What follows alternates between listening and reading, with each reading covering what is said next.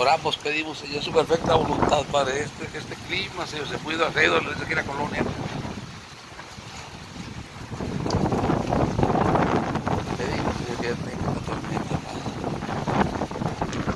Este viento, estas tormentas de verdad.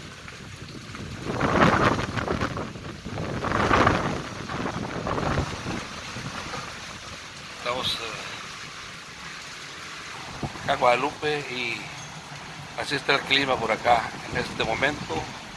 Está lloviendo y está una tormenta. El viento está muy fuerte.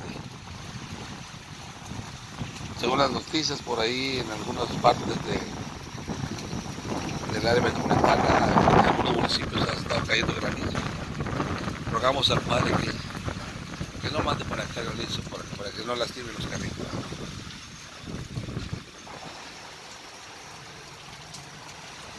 Lo pedimos en el nombre de Jesús poderoso, Padre.